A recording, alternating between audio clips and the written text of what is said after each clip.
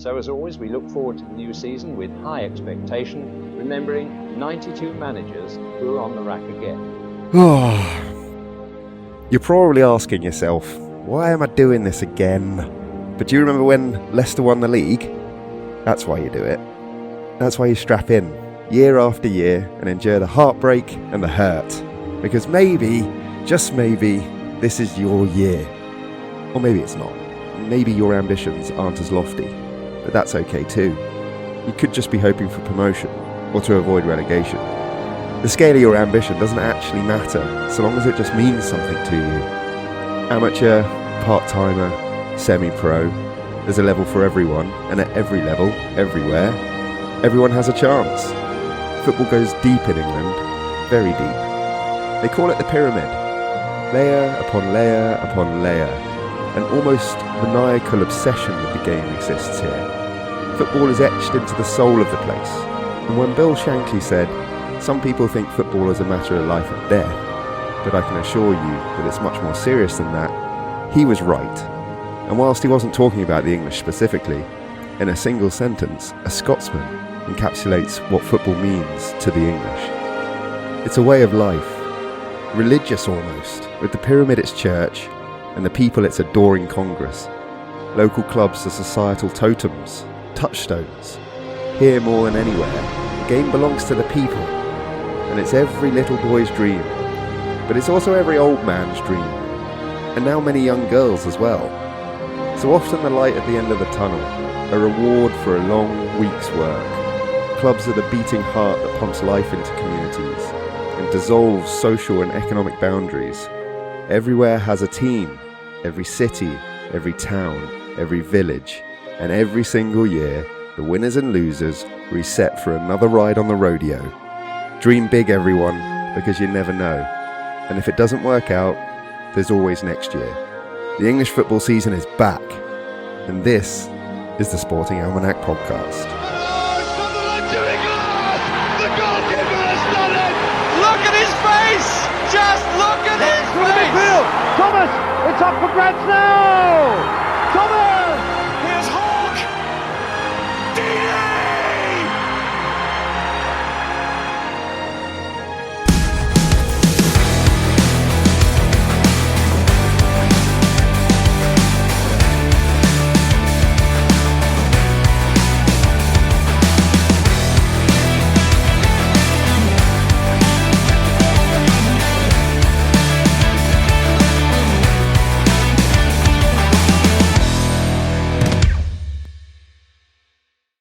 Marvellous. Back in our wheelhouse. Good morning. Yes. Good morning. Back in our wheelhouse. The intro says it all. It's a sport that means so much to so many people. It's a sport that means so much to us. That idea of there's always next year. It's the most cruel and optimism-forming mantra there can possibly be. And it's so true. And sometimes it is your year, sometimes it isn't your year. Yeah. Well, more often than not, it's not your year. That's it, yeah, which makes the winning all the more special. Yeah. Have that carrot dangled. There might be a different definition of success, but every team can be successful this season. There is always that hope.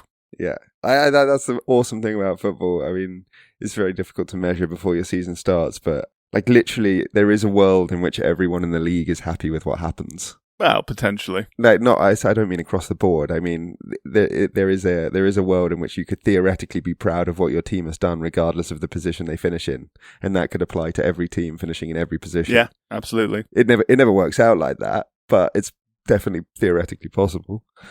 You don't start a season with 24 teams thinking they're going to win the league. No, exactly. Yes, but you sometimes get it where any one of those 24 teams does end up winning the league. You can get a team who's pipped for relegation who end up in the playoffs and get themselves promoted.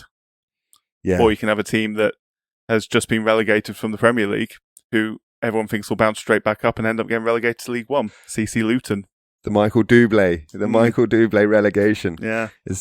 It happens. But so do the Michael Doublé promotions. Yeah, or the triple promotions every so often. Every so often, and we will be talking about some fairy tales and some heartbreak. Because we're talking about the English football season, Jack. Yes. The English football season. Yeah, so this week we're talking about the Football League and the Football Pyramid. So going all the way down, right to the bottom, to your little village team, all the way up to the brink of the Premier League. And next season we will do the Premier League. Next week we will do the Premier League. We're going back to back. Oh, shut up. Yeah, okay, whatever. It's early in the morning. It is early in the morning, earlier than normal, but it's a convenient slot. It is indeed. Trying to get it in before the excitement of the sporting afternoon, because we're recording on Sunday, which means the Lionesses are playing in the European Championship final this afternoon. They are. As well as the Grand Prix, as well as other things. And the Lions, they've done it. Yeah. Which is why we've turned our focus to the football, but it was awesome. Yeah, they didn't look like they were going to do it, but they did it. Yeah. Despite some atrocious Australian diving. Yes, in the G as well, at home. What are you doing? Blowing an 18-point lead. Anyhow. Where do we begin? Football in England. Yeah, football in England. I all I was going to say was, we know as a pair of Englishmen that the English can come off as thinking that it's all about us and like we're the best team, and everybody in Europe thinks that we've got like, this heightened sense of like how good we are, an entitlement to win, this, that, and the other. Like, let's start by setting the scene. That's all ironic.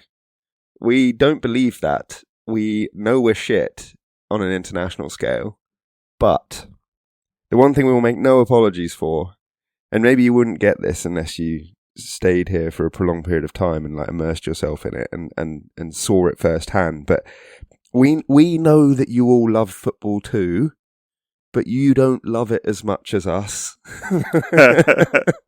I love how you start off saying like, we're not arrogant, we're just doing it ironically, and then dive straight into, but we love it more than you do.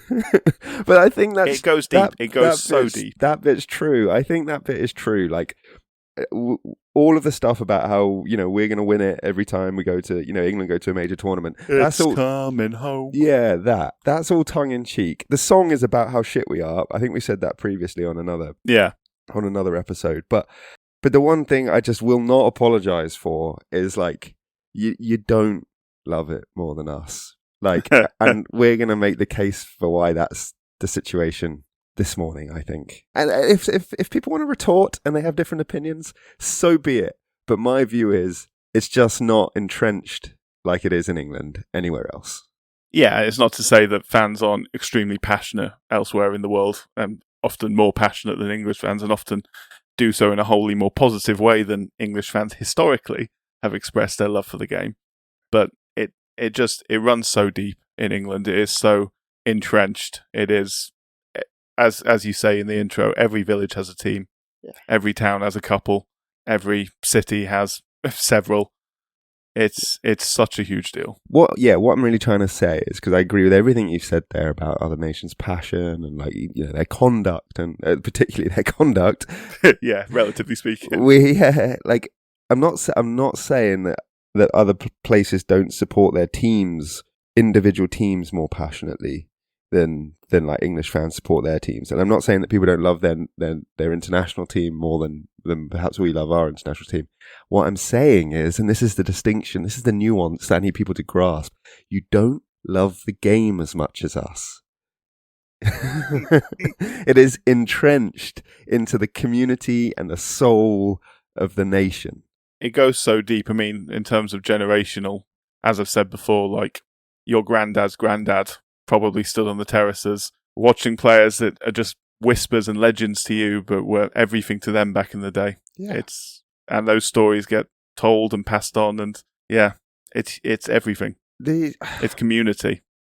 It is. It's community. It's family. It's relationships. You just said it. It's cross-generational. It's you can't disassociate football from just places and people in England.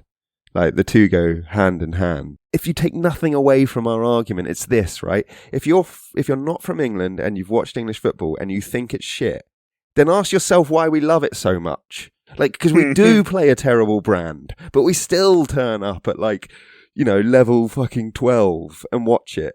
Like, we do. Don't make out that you are prepared to watch football in all circumstances, in all weather conditions, the way we are, because you're not. You're not. Just be honest about that. I'll be going to plenty of level 11 matches this season with the mighty Wigginton Grasshoppers in the York League, which is way down at a point where, as we all discuss, you can't even automatically get promoted at that point. You have to hit certain criteria and hope you get voted in. But the dream is still there. If you are good enough, if you invest well enough, if you develop your team well enough, the pathway is there. Imagine Wigginton Grasshoppers in the Premier League.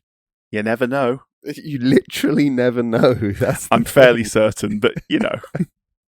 Like, you are right, because Wigginton is a very small place. So unless it grew exponentially, it probably couldn't sustain a club of that size. But it is actually possible. That's the absurd thing about it. And it has happened. Yeah.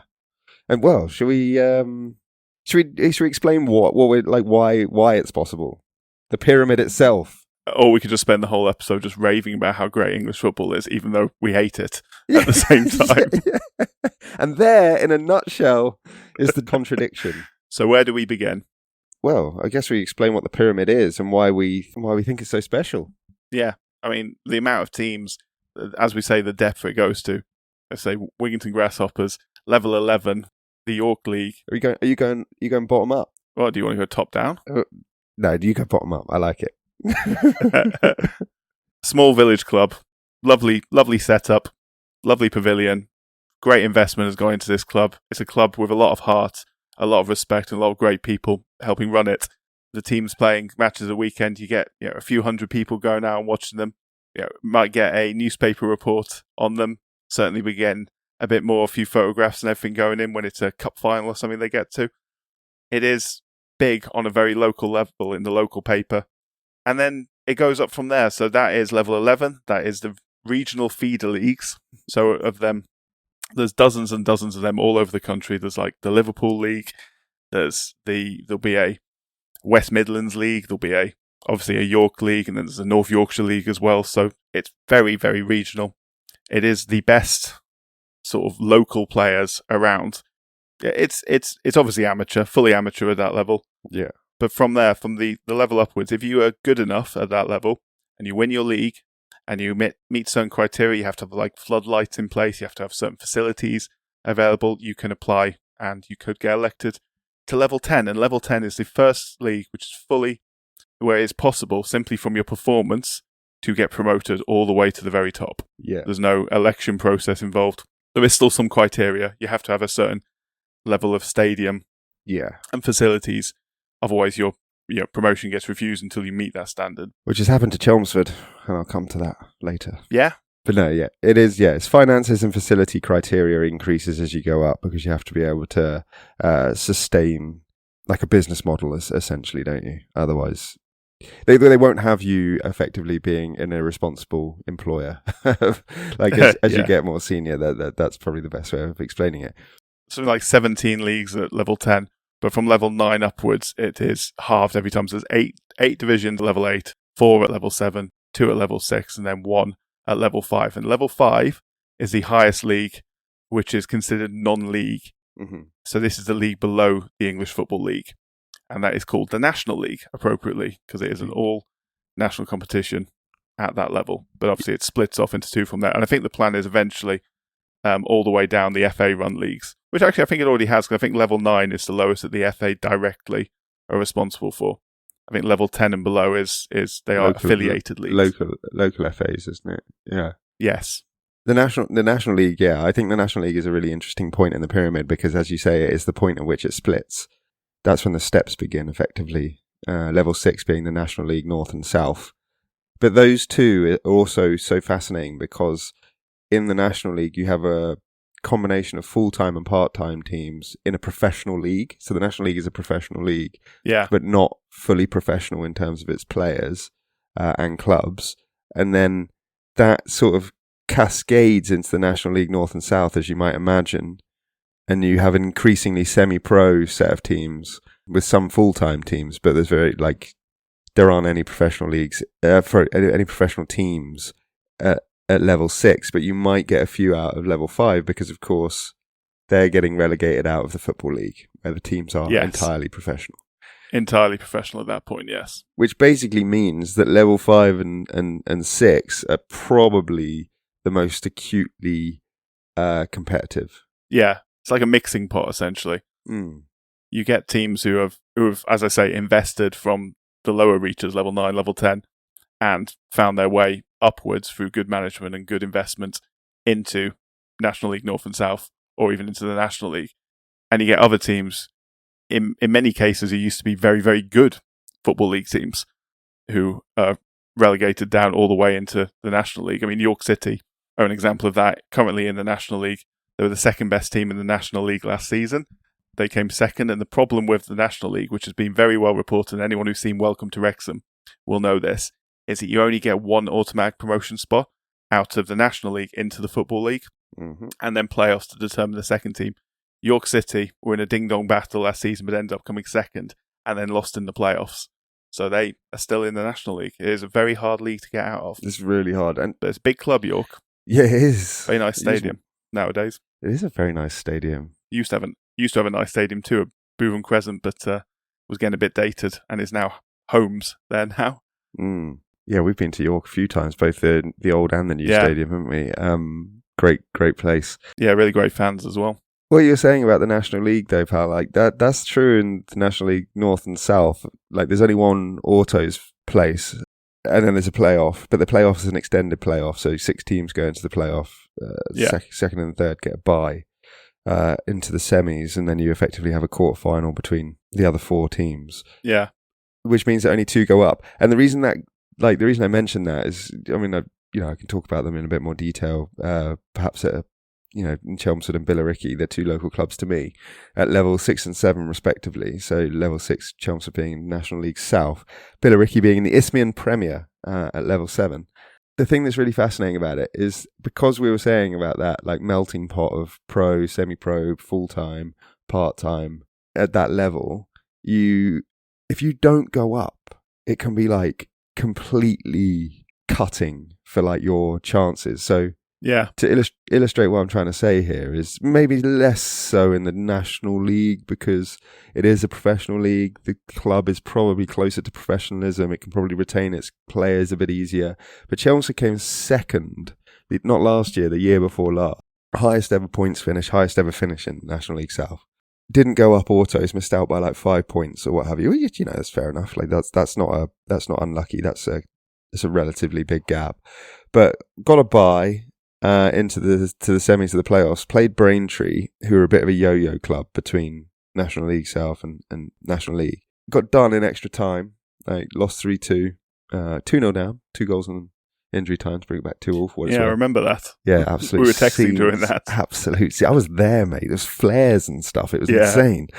But then had our pants pulled in extra time despite that incredible comeback. Went out, so don't go up, and then got absolutely gutted by the National League. All our players left, basically, because none of them were on serious contracts. And last year we came, I don't know, like 14th or something, like horribly mid-table. So, that's your point about like that maybe being a bit unfair that they bottleneck promotion through this channel, I think is well-founded. Yeah, I mean, obviously, as you go further down, it's the same. It's only like one automatic promotion and everyone else in the playoffs, because obviously you're splitting one league into 2 all the way down. So there's 4 teams relegated from the National League, but there's a National League North and National League South. Only 2 teams get promoted from each, so that's the champion plus the playoff winner in every case. So it's very hard actually to get promoted at any level below that point. The point that people make then again about the National League is that's not the case. They're just getting promoted straight into League 2 of the English Football League.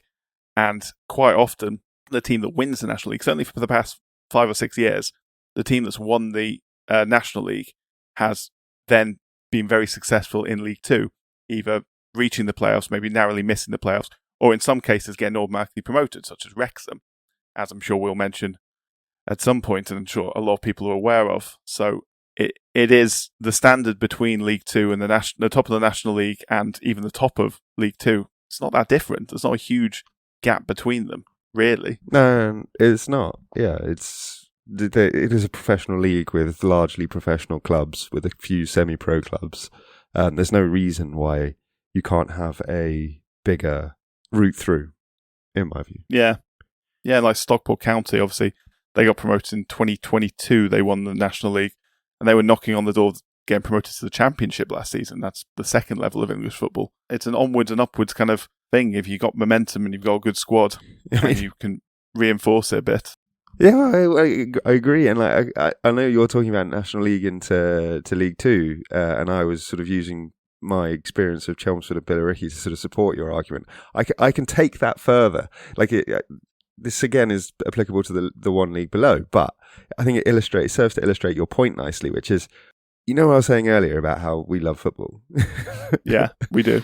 Chelmsford and Billericay, okay? Listening to me wax lyrical about English football earlier, you could be forgiven for thinking, like, as you say, just fucking off they go again. Like, no problem. But Chelmsford was established in 1878, right? Chelmsford City. It's crazy. Like, we're in level 6 of the pyramid, but we've been around since 1878. Billericay has been around since 1880, 2 years later, and they're in level 7. And both the clubs, we'll get into how the pyramid came to its current iteration, but they've effectively been at this level since like the 70s. Yeah. Like, they haven't moved. Chelmsford have been in the National League South since 2008, 2009, but before that they were in the Isthmian Prem, which is the one Billericay are in, for like a prolonged period of time. They basically joined the Southern Premier of the Isthmian Prem at its formation in 1979, and then except 1 year in 88, 89, and between 96 and 2004, when it went down to level 8, they actually have just been at that level the entire time. And then they got promoted in 2004 to the National League South, and we've been there ever since. And if you want a even more tangible set of statistics to support how damn hard it is to go up, we've been in the playoffs 11 times in 16 years. Yeah, and we made the final once. And we go out in the playoffs all the time. It's so hard to get up because that's Mayo County Gaelic football levels of bad luck there. Are you sure you're not cursed? We're just not rich. It makes a huge difference. I was just looking at some stats actually for Chelmsford. Their record attendance, bear in mind this is an Isthmian League game, so this it may have been actually level 6 at the time. I think this might have been before the National League North and South, or maybe it was level 7, but they got 3,200 in their ground at like level 6 or 7. This was 15 years ago, which is very impressive. Yeah, well, do you know what the record attendance is in the National League South? Just generally. No? 2024, 29th of March, 6,462 went to Yeovil versus Torquay at level 6. I know this doesn't seem a lot compared to, obviously, the Premier League. You got 76,000 people or whatever it is in Old Trafford every week, and 65,000 people at Anfield now or whatever else, and the Emirates about the same level. But it's non-league football. It's semi-professional football at best. A lot of the time, it's a lot of people who are very keen, very local, and supporting their club. And you know what I'm going to say, don't you? What? Because we like it more than you. Yeah. I mean, the Championship is the second level of English football. I think it's I might be quoting this wrong, but it's in the top 5 most attended leagues in Europe. I want to say, obviously, the Bundesliga and the Premier League are miles above everyone, because the Germans, they love football too. They're the ones who have given us a run for our money. They are, yes. Good point. They got better ownership rules as well. Yeah, but the Championship's not. It's not far below. And that's obviously the second tier of English football. We love it. We do love it. If you needed an illustration of, does this like translate to the players? You know? Like, does it translate to the managers? Like, are you guys just talking about basically there being like a little bit of a culture of going down to your local team and supporting them, big fucking wow sort of thing? It does translate. Like, Andy Carroll is playing for Dagenham and Redbridge in the National League South this year. Like, obviously, he's at the sunset of his career, but he's staying in the game. He's still playing. He wants to play some competitive football. People are going to turn out to see that. I mean, Chelmsford have previously been managed by Dean Holdsworth. Yeah. Do you know who our oldest ever player is? Of course you don't. So I'll just put you out your misery. Peter Taylor, as in Peter Taylor, who gave David Beckham the England captaincy during his one-game spell as caretaker. He played for Chelmsford when he was 42. Nice. Like, solid. Yeah, people love it. Billericay, Mate, I mean, I've got a better story about Billericay, their former owner, a guy called Glenn Tamplin, who's a local millionaire who's also an absolute nutcase. He, during his tenure... As they tend to be. Yeah. He's also now bankrupt. As they tend to go. According to the internet, at least. He, when he was in charge of, or when he owned Billericay, rather, I say in charge because he literally made himself manager. That's how mad he was. Nice. Got the players to sing R. Kelly's I Am the Greatest before every game. Problematic. Was just, very problematic. A born-again Christian and just a bit nuts. Once threatened one of the players with gangster threats and was investigated by the police. Sorry, I'm going off on tangents here. When he was in the halcyon days of Billericay's lofty heights of National League South, they got Jamie O'Hara, Paul Konchesky and Jermaine Pennant playing for them. Yeah, it's impressive. People love the lower levels of the pyramid, mate. This isn't a thing that we're inventing in our minds just to, try and emphasize the love of the English for football. It's real, it's tangible. It translates into players, managers, fans. It's everywhere. It runs so deep. It's kind of hard to explain a little bit as well. It's everything. It's so ingrained with our culture, for better and worse. So much of our, even politics and things sort of revolve around football, or there's influenced by football or whatever else. You better support a team, right? Yeah. You want to get elected, you better at least lie. Yeah, and unlike David Cameron, don't forget which team you support. Even members of the royal family affiliate themselves to a club for virtually no reason whatsoever. Yeah. It's always Aston Villa. That was David Cameron's team as well. Yeah. Or apparently. Though he said West Ham once. Yeah. Get the colours mixed up. Prince William, big Aston Villa fan. At least he actually goes to games. Well, he's a chairman or patron, whatever it is, of the FA. Of the FA. He seems to say what you want about royalty, but he's always there. I guess it's sort of the point. Yeah, that is the point, really, when it comes to being at least considered a reputable football fan, or one that isn't worthy of mockery. The bare minimum you can do is turn up. Yeah, mate. I could do this all day. I guess we haven't actually finished the pyramid, so should we quickly explain that levels 1 to 4 is the Football League? Well, technically levels 2 to 4 is the Football League. Yes. Level 1 is the Premier League. Yeah. Now. Yes. Sorry. But historically, level 1 to 4. Professional football is what I meant to say. So there's three main organisations that you kind of have to consider in all this. There's the Football Association, which are the overarching governing body of the sport. They are just in charge of everything, and everyone has to affiliate to them or be under their jurisdiction, whatever it is. They control levels 5 to 9 directly. So that's the National League down to sort of those not quite the feeder leagues, but the levels below that in the pyramid. Yes. They control those leagues directly. Then you've got the Football League, which I'll go into the history of and the founding of shortly. That is currently levels 2 to 4. It used to be levels 1 to 4. But then in 1992, a new organisation was founded, who you will have heard of, which is the Premier League. And that was a breakaway. A lot to do. We'll talk about it next week, how it came about. A lot to do with TV rights and money, obviously, as it always tends to be. They run level 1 only. And then levels 1 to 4, so the Premier League and the Football League, are considered league football. And everything below that is considered non-league football, even though they play in leagues. But that's just how it's defined. Because it used to be Football League clubs, non-Football League clubs. So it's Football League, league clubs, non-Football League, non-league clubs. Simple. Very simple. 92 of them. 92 professional clubs. Yeah, 92 Football League and Premier League combined, 92 clubs, so 92 league teams. And that's been the same since 1950, I believe. Yes, it has. But I mean, that 92 is literally the tip of the iceberg, or the tip of the pyramid, literally. Yeah, literally.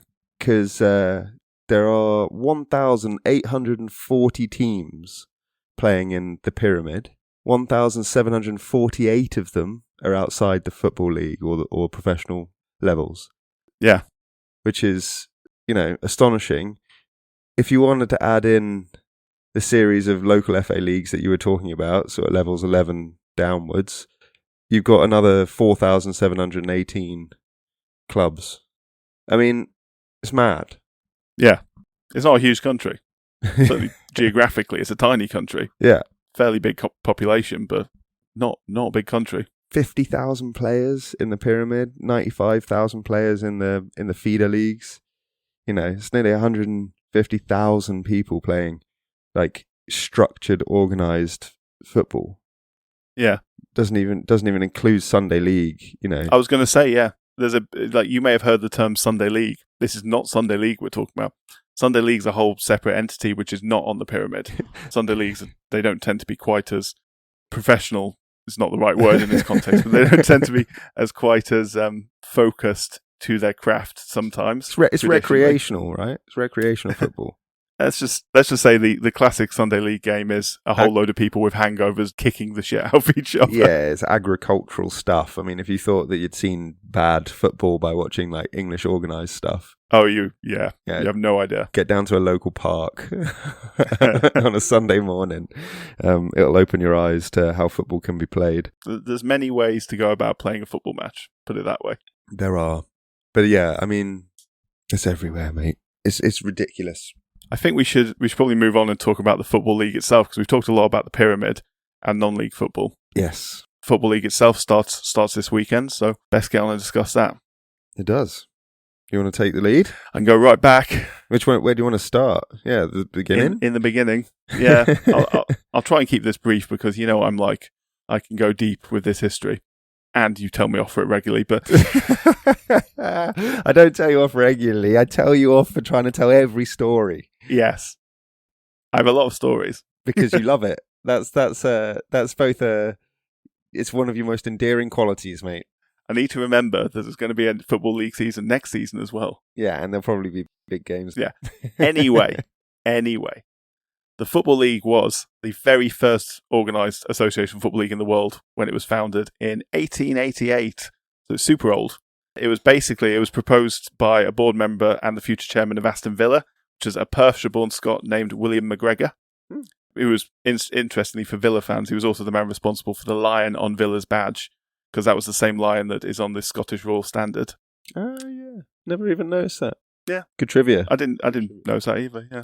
So McGregor, he was frustrated by the inconsistency of matches between clubs. Basically, you had FA competitions, you had the FA Cup, and then you had sort of local cup competitions, the West Midlands Cup, or whatever it was in this case, for Aston Villa. And outside of those matches, you just organised friendlies, between two good clubs with lots of good players to try and get as many people into the stadium as possible to sell tickets, obviously, because that's the point. It is. But he was frustrated because they were inconsistent to arrange and they were getting postponed a lot. So they get postponed, obviously, if an FA Cup match or a local cup match clashed, or just because you might not have enough players that day, or maybe there was a more lucrative opposition available for you. So there was no consistency, so it made it hard to pay players who you get on contracts, because obviously you want to get the best players of your club to sell more tickets, but it made it hard to pay them, budget for it and everything else. So as we discussed previously in our FA Cup episode, the balance of power in English football had shifted in the 1880s, away from old amateur clubs like the Wanderers, like the Old Etonians, to new professional clubs like Preston North End, Blackburn Rovers, and it was creating basically like a north-south split in the league, which is reminiscent to any rugby fans of what happened in rugby union, which eventually led to the split of the league into rugby league and rugby union. So rugby league was a northern league. Rugby union refused to go professional. Rugby league obviously split away, northern teams becoming professional. And that was because those northern people playing the game tended to be working class. They wanted to do it for a living. They wanted to make money out of it, so they wouldn't have to go to the factories 5.5 days a week and then play their football after that. They wanted to dedicate their time and make money out of playing football.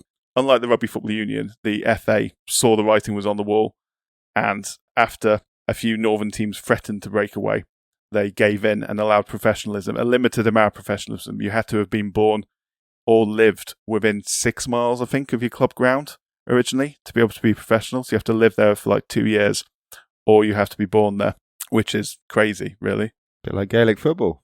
Yeah, but essentially. So it's sort of like limited professionalism at first, although that went out the window pretty quickly. So obviously with professionalism came a better level of performance, better crowds, more money to be thrown around as a result, but it created more problems. As I say, teams would cancel friendlies if more profitable alternatives arose, etc., etc., etc. And for McGregor, the final straw was when Villa had 5 consecutive matches postponed on 5 successive Saturdays. Something had to be done, so he wrote letters, and he managed to unite 5 of the biggest clubs of the day, which were Aston Villa, West Bromwich Albion, Bolton Wanderers, Blackburn Rovers and Preston North End, all of which are still playing nowadays. Yeah. Most of which are Football League teams nowadays. Aston Villa, of course, are a Premier League team. And Bolton, in turn, suggested the addition of Wolverhampton Wanderers, Burnley and Accrington.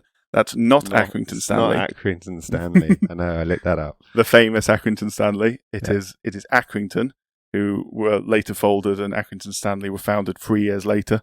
Finally, Notts County, Everton, Derby County and Stoke. Not Stoke City yet, but they later became Stoke City. Yeah, they got renamed. Because Stoke wasn't a city at that point, were added. So that made 12 teams, and that formed the very first Football League. 1888, 1889, 6 Northern teams from Lancashire, 6 Midlands teams, depending on your definition of where the Midlands is. Significant because Everton are the most ever-present side in the top flight as well. Yeah. I can't remember how many years they've been there.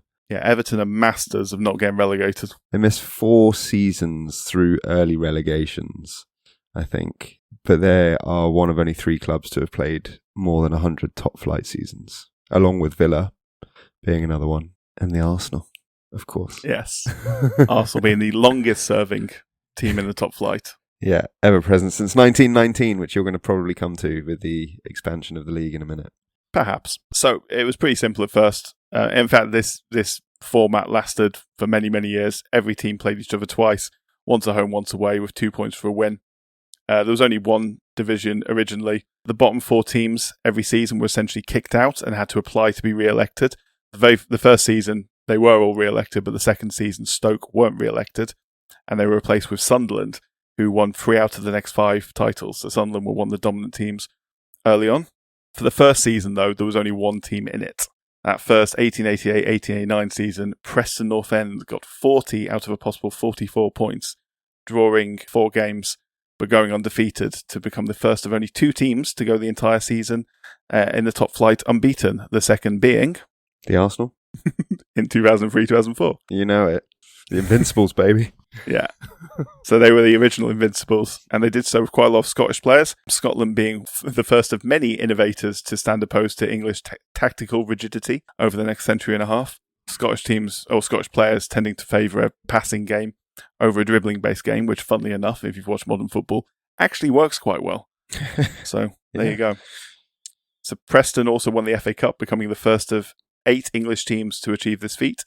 For 100 points, Ben, can you name the other 7 to have won the double? Liverpool. Yes. Arsenal. Yes. Man City. Yes. Manchester United. Mm-hmm. Chelsea. Yes. So I've got 5.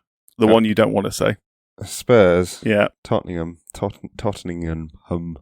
And one team we've mentioned already, who are very good now. They're very good now. I was in Champions League last season. Just missed the Champions League this season. Villa. There you go. Oh yeah, Villa. Yeah, because they won a few titles in the 70s, didn't they? Or something. 80s. They won the double in 1897, something like that. Oh, okay. Well, anyway, an irrelevant double then. There you go. Sorry, Villa fans. Villa fans would be delighted at the early mention they got in this, and then you've just put them back down to earth. Well, yeah, I mean, because I remember they won. I remember, I wasn't alive, but they won the league in the 80s and then won the European Cup the year after, and I thought it was that period that we were talking about, but no, not quite. But no, it's in the 18 somethings. Yeah, one of the early dominant teams. So the league expanded after that. 14 teams, so Darwin were added as Stoke came back. But a rival football league had been formed, as is so often the case. I mean, yeah, it's a theme. Those Americans aren't unique. They're just following us. So. I like what you're doing over there. I'm going to copy it, and then and then either make money by being better than you or being bought out by you. You know what? I'm gonna drop a bone here, because William McGregor, his idea for the football league, was actually heavily influenced, apparently, by Major League Baseball in America. So it works both ways. Yeah. But also by other, I think county championship cricket as well influenced them as well, which is obviously a very British concept. which we will Indeed. eventually come to. Yeah, still having cold sweats about explaining cricket like we discussed last week. Yeah. Yeah. Alliance League, that's what you're going to talk about, isn't it? Yeah, so the Alliance League was formed as a rival league to the Football League not long after the Football League started. It ran for 3 seasons and included such teams as Nottingham Forest, who were the 1892 champions, Small Heath, who became Birmingham City, the Wednesday, who became Sheffield Wednesday. They should have stayed as the Wednesday. I like that. I love it, yeah. Yeah. It's great, isn't it? I was literally thinking that when I wrote that down. Some EFL stalwarts like Crewe Alexandra, Lincoln City, Grimsby Town, Walsall, and then 2 teams from Manchester named Ardwick and Newton Heath, who are now better known as Manchester City and Manchester United. Yeah, they did okay. Fairly prominent teams, yeah. They did okay. They've had their moments. One more historical than the other. Yeah, one has had a slightly easier, fast-tracked route to their success, but there we are. Sorry, Well, Manchester yes. City fans. You've endured a lot. It's not you I'm angry with. I'm going to be talking about Manchester City in a bit, actually, and yeah, not necessarily all good stuff. Yeah, so from 1892-93, it merged into the Football League, forming the second division, which it essentially was before anyway. Like Stoke, when they weren't re-elected, they just went into the Alliance League, so it was basically the second division anyway. So interestingly, to me, a nerd at least, automatic promotion and relegation didn't exist between the two until 1898. At first, the top 3 from Division 2 played the bottom 3 from Division 1, as in, I think, third bottom playing top and so on, bottom playing top of one league, whatever, in test matches, basically. So if you won it, you'd have a chance at being elected into Division 1, although it wasn't still automatic promotion at that point. It became a mini-league system eventually, but it basically went out because the very last time they did it in 1897-98, Stoke and Burnley just played out a goalless draw, knowing it would be enough for both to be in Division 1 next season at the expense of Newcastle and Blackburn. So it was replaced with a straight 2 up, 2 down after that, which lasted until 1973, 2 up, 2 down. It was 3 up, 3 down from 1973, and then obviously the playoffs later. It didn't matter in the end anyway, because Newcastle and Blackburn were reprieved when the league was expanded to 18 teams. Yes. So that's it. That's the Football League. That's it. But that expansion, the one thing we should throw a bone to is that included Liverpool and Arsenal. Yeah, so in the mid 1890s, the league expanded and brought in a few new teams, one of which was Liverpool and one of which was Woolwich Arsenal. Woolwich Arsenal, indeed. Who later became the Arsenal. The Arsenal. We were also the first team from the south to compete in the league. That should be noted. And we were also the first southern club to win the league in 31. You were, and the first London club to win the FA Cup. Wait, no, were you the first? Did Chelsea win it? Maybe it was the league I was thinking of. I'll just delete this if I'm wrong. Well, Chelsea, Leyton Orient, Fulham, and Spurs followed us in. But Spurs definitely won the FA Cup. So no, ignore me. You were definitely just the first to win the league. That's more important anyway. You weren't saying that in our FA Cup episode. Well, it's because we're now the most successful team in it. So, these things transition in importance depending on where you place your priorities. All you get at the Almanac is fully objective views. There's no subjectivity here whatsoever. No bias. None at all, especially not when it comes to football.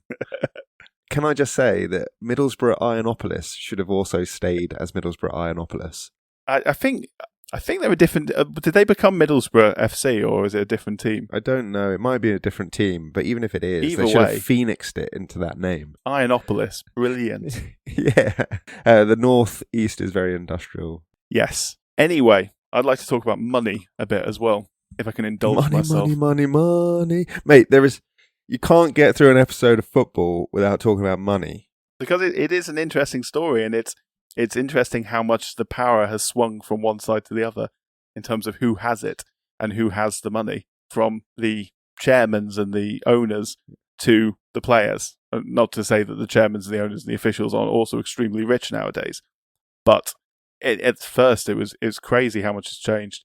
So basically football, as with many other sports, as we mentioned many other times, developed through the British public school system. And I should belatedly point this out, because I know people probably are confused by this. If they don't know already, public schools in Britain are private schools. They are the posh private schools. So anyone listening in America... I think we tried to explain this before, yeah. So yeah, they're posh private schools. So we're talking sports invented by well-off men with a lot of spare time and money in which to pursue leisure, which obviously wasn't the case in Victorian England a lot of the time, as in pursuing leisure time. and certainly having money wasn't the case, although leisure time did become more readily available. And actually, it was because of, in fact, I might even talk about this because this is interesting. So the money situation stayed the same, but as the century went on, leisure time became more readily available thanks to trade unions, progressive MPs like Lord Ashley and AJ Mundella, who fought for better working regulations, and many employers too seeing the benefits of particularly half Saturdays. So you'd finish work at 2 p.m. on a Saturday, and where would you go? You'd go straight to the football, either as a player, see your or episode 7 as a fan. History of football, FA Cup. Sorry. Yeah, what that led to on a Saturday was the 3 p.m. kickoff.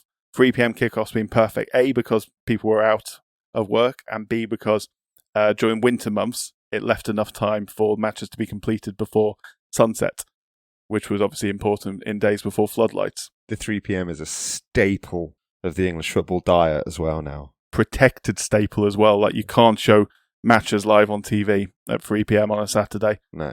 You have to either be later matches, earlier matches, or Sunday matches on TV, or Monday, or Thursday, or Friday, or whatever. And they've tried. The money men have tried, but they have, and they will keep trying, and it probably will change at some point. But that essentially is because they want fans to go to the ground, they want to buy tickets, they don't want them to sit at home watching football on the TV. There was actually a big drop-off of supporters going to games once Match of the Day came in, once football became broadcast live on TV, and this Saturday 3 p.m. rule was introduced, I think, in the 1960s to try and curb that. So I've gone off on a tangent, but it's interesting. It is interesting. Anyway. Yes. Anyway, as I said. Back to the cash. As I've already said, the football became professional in about 1885 after a group of Lancashire teams split from the FA, and the FA was smart enough to allow limited professionalism. So wages inflated pretty quickly. They were often paid the grand sum of £10 a week in the early days, equivalent to about £1,000 a week in today's money. So that's not bad money at all. Not bad. For a newly budding sport. That's obviously the top players, not everyone involved. Derby County, though.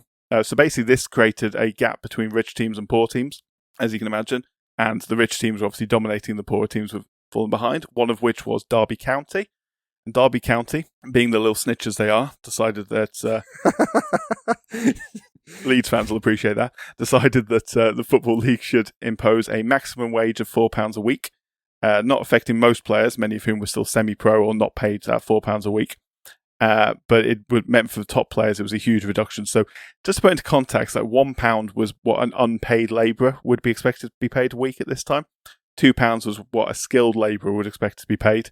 And £4 is what like a foreman or like a sort of supervisor level would be expected to pay. So it's not bad money, but it's very much working class money.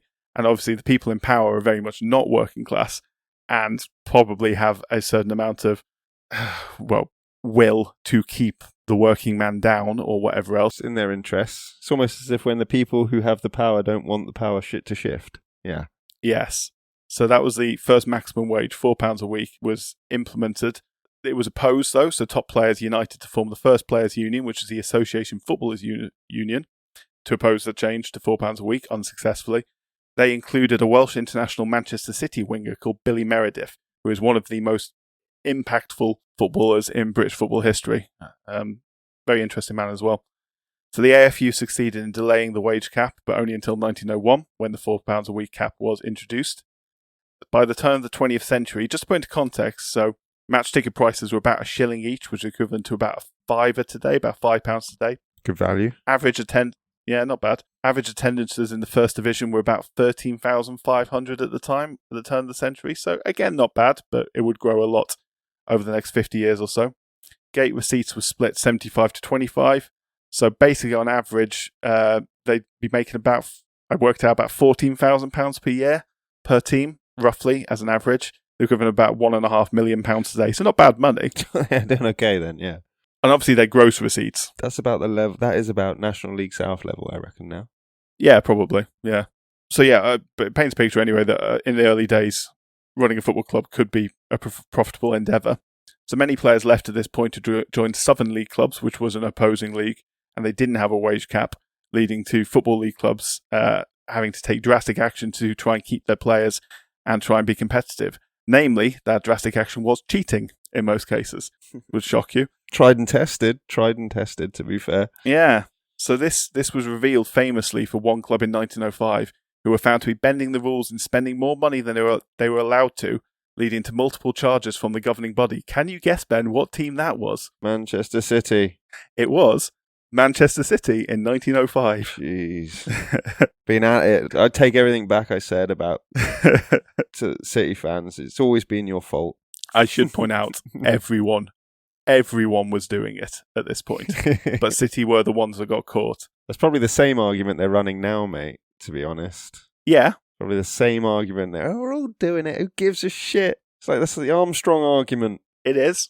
And it then leads yourself to think, look at the governing bodies and say, are you doing enough? Are these rules robust enough? That's a fair critique. Do you actually give a shit about stopping this? Yeah. That's a fair critique. But it doesn't wash to say, we're all doing the wrong thing. Anyway, it all came to light when, going into their final match of the 1904-05 season, City had to win to claim the title. They were playing Aston Villa, mention them again, who are out of the running at this point. It is alleged that one Billy Meredith of Manchester City tried to bribe Aston Villa's Alex Leake with £10 to throw the final game. Meredith later said this was a joke, and even Leake concurred later that it most likely was a joke. With no evidence taken from Meredith and an investigation completed behind closed doors, Meredith was found guilty and banned for a year. He later commented that had they actually believed he was trying to bribe Leake, they'd have banned him for life, which they probably would have done and probably should have done if he was actually trying to bribe someone. And many suggested it was retribution for his earlier prominence in the Association Footballers Union a few years earlier. Not wanting to further upset the FA and have more eyes upon them, Man City basically threw him to the wolves, basically refused to pay Meredith, which caused Meredith to retaliate by exposing that Manchester City had been overpaying their players for years. City were fined £900, 17 players were suspended, and the FA forced them to auction off all their players, with City rivals Manchester United picking up the cream of the crop, including Billy Meredith, who became the heart of their team that went on to win the First Division title in 1908, and I think won the FA Cup around that time as well. No wonder they hate each other. Jesus. Yeah. That's a basis for a rivalry, that right there. You don't need to know anything else about the fact that they're even geographically close. I think I'd hate a team if they did that to the Arsenal. Yeah, I don't know how much that still is in the collective memory, but yeah, it certainly didn't help. So by this point, Meredith had organised the first meeting of a new union, the Association Football Players and Trainers Union, commonly known as the Players Union.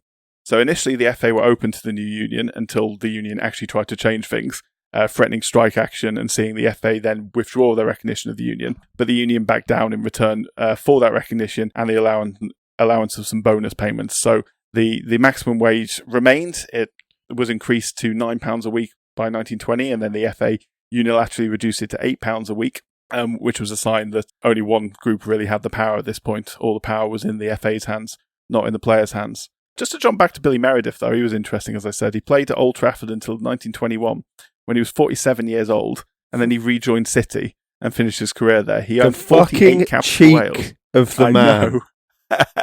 The cheek of that son of a bitch.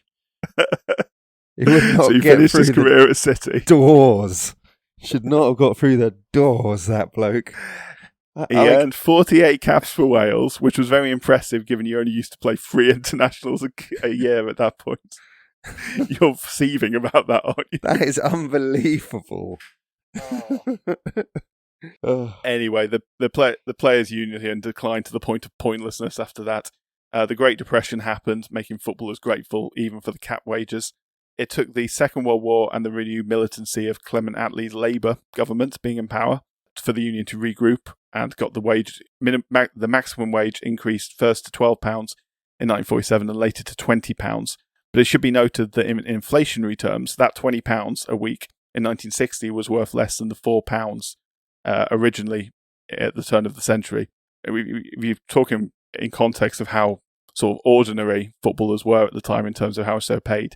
A legend of the game like Tom Finney, an absolute legend of the game, like huge legend, paid 473 times for Preston, 76 times for England.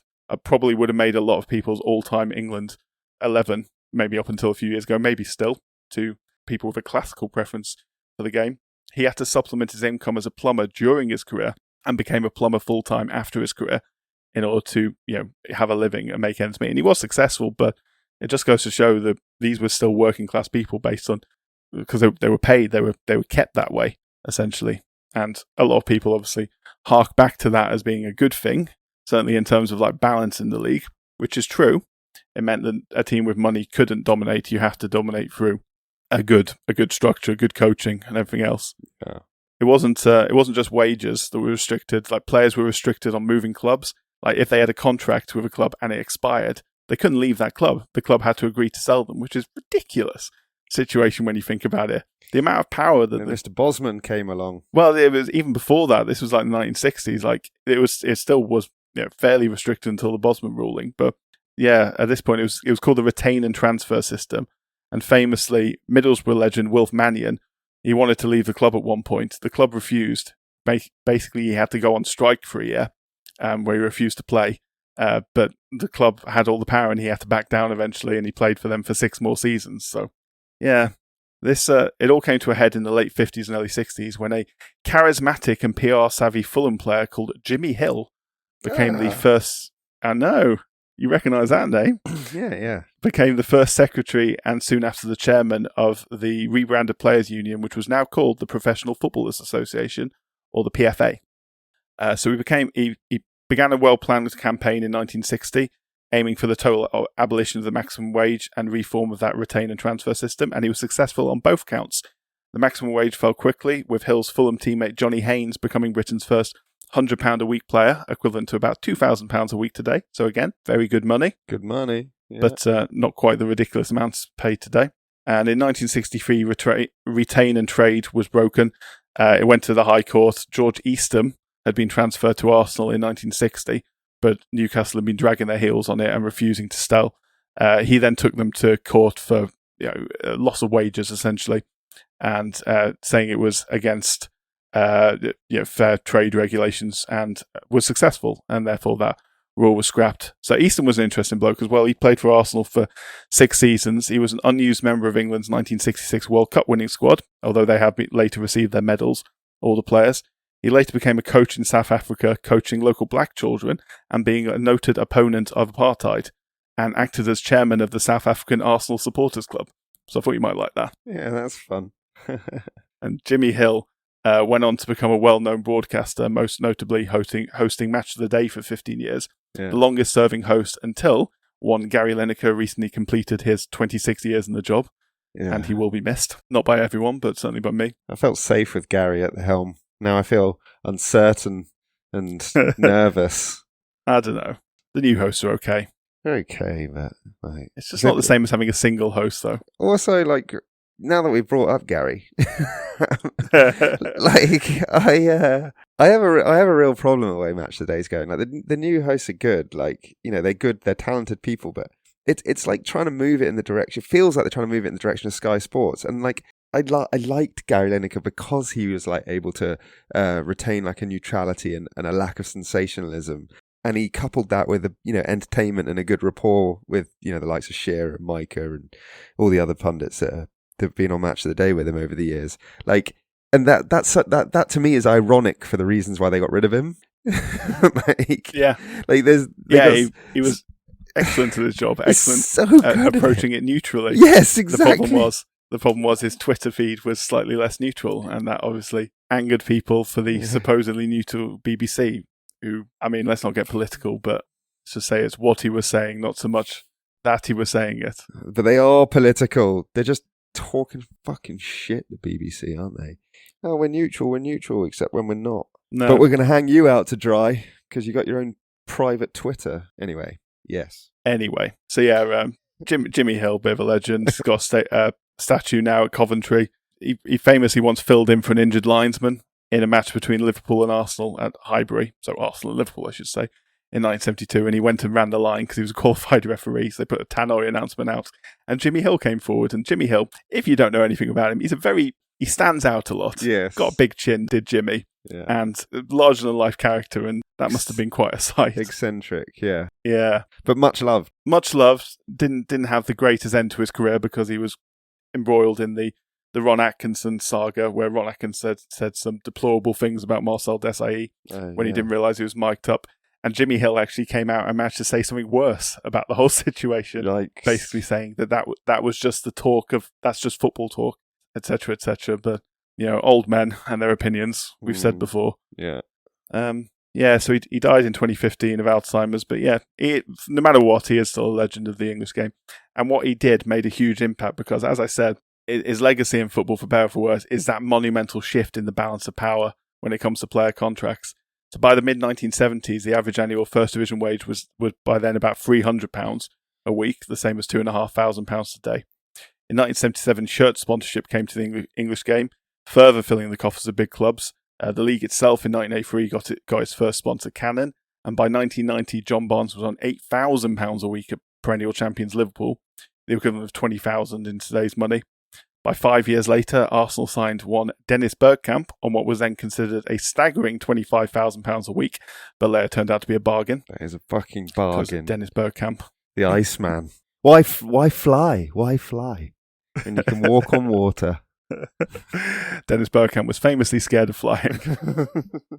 By 5 years after that, in 2000, Roy Keane was apparently on around £60,000 per week. And obviously this has continued to rise, with the highest paid player in England today being one Erling Haaland of Manchester City on over £500,000 a week, a far cry from the £4 a week the same club weren't actually paying their players in 1905. Although surely nowadays with no financial impropriety involved whatsoever, of course. And I should mention on a better note, the PFA is still ongoing. Its current player chair is Omar Beckles of Leyton Orient of League One. Nice. Should explain actually about the Football League. Obviously, the history of the Football League is expanded since this time. It was originally Division 1, Division 2, Division 3, Division 4. It was originally Division 1, then Division 1, Division 2. Then Division 3 came in, which was, it absorbed the, I mentioned the Southern League was a separate league. It absorbed the Southern League and the Northern League and became Division 3 North and South. That later became Division 3 and Division 4. And it stayed that way until 92 when the Premier League came in, and then everything shifted down one. Yes. So if you're confused at us referring to League 1, League 2, Division 1, Division 2, up until 1992, Division 1 was the top flight, and then it became the Premier League, and Division 1 became the second flight. The second division, essentially, what used to be. This is going to get funny. And then in 2004, they rebranded it, and Division 1 became the Championship, and then Division 2 and Division 3 at that point, so the old Division 3 and Division 4, became League 1 and League 2. So it's now the Premier League, Championship, League 1, League 2, National League North and South, and then obviously so more regional leagues below that. Yeah. Easy. Easy. Just digest it. Oh, yeah. I mean, it's beautiful. I mean, we should probably talk about the Championship, actually, because it's such a unique league. But before we do, can I just say that now that you've painted that picture so beautifully, that there have been 145 teams that have played in the Football League up to the end of the 2024 season. Nice. So, obviously, there are 92 in the professional block. And that gives that perhaps serves to illustrate what we were saying at the front end of the episode about how difficult it is to get promoted. You only then have a difference of 53 other teams, I think it is, if my maths are not failing. It actually surprises me. Genuinely surprises me there. Yeah. What, as in like it's higher or lower than you thought? No, I'd have thought it'd be higher than that. Yeah, That's not that much wiggle room, really. Yeah, it's very difficult. Because it's been 92 teams for 75 years. But I guess if you take into account, as you said, only 2 go up into the Football League, and there'll be teams that yo-yo because they'll have a financial advantage or whatever. I guess it doesn't leave. There's only been sort of like 140 opportunities, right? Yeah, and there's been teams obviously that have been in the Football League since the beginning and never dropped out of it. Obviously, the likes of Everton, Stoke, etc., etc. I don't think Stoke have ever been in the National League. I don't know why I plucked them out. Certainly West Brom and Aston Villa and the like. Yeah, so Arsenal never been relegated out of the top flight. But what's really interesting is, unlike most leagues in Europe, no English club has ever managed to remain and ever present in its top division. And obviously we'll get onto the Premier League next week. But relegation surprisingly recently for a lot of top teams. I mean, Chelsea in the early 90s were in the second flight. Manchester United got relegated in the mid-70s. Famously, Dennis Law scoring that back heel to relegate them. Liverpool only got promoted to Division 1 most recently in the early 1960s, although very quickly became successful after that. Yeah. Newcastle and Villa both very recently been in the Championship. within the past decade Yeah. in both cases. And obviously they're established now. Spurs, I think it's been a while. Yeah, they've been around for ages. It's like 8 teams in the Prem that have been top flight for a long time, isn't there? Yeah, it's super interesting. I mean, what do you want to do? Because I think we need to talk about the Premiership because it leads into the Premiership, and we're going to talk about the Premiership next week. But I also, there are a couple of nice stories that are kicking around of people that have achieved what we said was achievable. Yeah, I mean that's a good place to start. I've just got a list of notable moments, really. Nothing particularly taxing, but I can always throw that in after. I think a bit of glory now might be a good thing. Yeah, well, I mean, it's not all happiness, but like they don't. What I mean by that is not always a happy ending. But there've been some really good examples of like teams doing what we have said is possible. So like it's not just us musing about theoreticals. Like this does happen, and when it does happen, it is genuinely beautiful.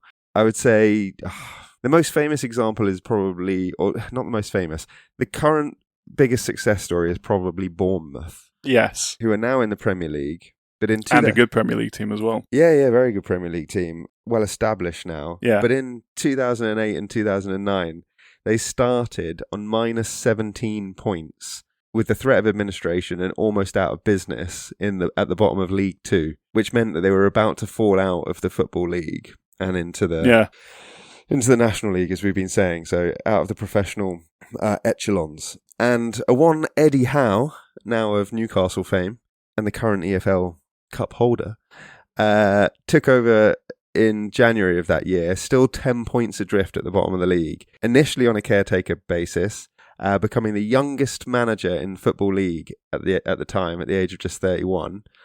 He kept them up with a game to spare, which I think is taking the piss. Like, frankly. That's just fairy tale stuff, yeah. Yeah, just a little doff of the cap. Oh, yeah, we'll have the final game at home. Like, just, lording it up because we've managed to pull off this great escape. But then what happened then? Well, the next year, they came second and were promoted to League One. So, turn of fortunes, 2010-2011 season. But Eddie Howe then left to Burnley, and Bournemouth stayed in League One for a couple of years before Eddie Howe returned as manager in 2012-2013. Not only did he pull the club away from their early season relegation battle from League One, they achieved promotion to the Championship, returning to the second tier of English football for the first time since 1990. So yeah, not back-to-back promotions, but effectively back-to-back promotions for Howe whilst at Bournemouth, having also, pulled off a miracle to keep them in the Football League. Then they came 10th in their first season in the Championship before winning it, basically, in 2014-2015. And then he managed to keep them in the Premiership for 5 years. He was eventually relegated, but 2 years later they came back and they've been in the Prem ever since. So not quite sort of like from the bottom of the pyramid to the top, but a pretty cool story about survival and getting from the bottom of League 2 back to the promised land of the Premier League, in remarkable circumstances. Yeah, and doing so as a very unfashionable club, relatively speaking. I mean, the stadium is still very, very small. Yeah. It's smallest in the Premier League. Obviously, there's a lot of money in the Premier League besides selling tickets, but at the lower levels, there's not. Ticket sales remain the biggest earner. I don't know if it's still the case with like the Sky supporters again now, but regardless, to only have a 12,000-seater stadium and to go up from the bottom to the top, it shows it was a really well-run and really well-managed club. And we are, generally speaking, fans of Eddie Howe. We are. Largely as a result of that. Yeah, absolutely. And in a more contemporaneous love affair is Wrexham. Wrexham, yeah. Yeah, relegated in 2008 out of the Football League. They did 10 years in the National League before they were finally promoted back to the Football League in 2022-2023, pipping Notts County in a ridiculous season. 111 points, plays 107 points. And Notts County don't get automatically promoted with that, as we've said before, although they did win the playoffs. They won the playoffs on pens, I think, having finished... Which was crazy, yeah. Something like 25 points ahead of third. Yeah, so, doff of the captain Notts County as well. But, Wrexham then they've gone back-to-back, baby. League One and League Two. Back. Last 2 seasons, 3 in a row, is it? Both via runner-up finishes, and they'll now be competing in the Championship, which is, It is a step up. And the Championship, as we said, there's not a huge step up really between the National League and League Two. Doesn't appear to be anyway. Championship is a whole different level because you've got teams who are in the Premier League. You've got teams who want to be in the Premier League desperately next season. It is a whole different step up. I mean, the Premier League, again, is a huge step up from the Championship. Because as the last 2 seasons, the 3 teams have been promoted, have just been relegated straight away from the Premier League. But Wrexham will have... I'm very interested to see how Wrexham do. Obviously, with Ryan Reynolds and Rob Mack backing them, they've got plenty of financial power. They've had investors. They've got more capital as a result of that, and they've been spending their money accordingly. It's going to be a completely different kettle of fish, and be interesting to see how they do. Yeah. I hope they stay up.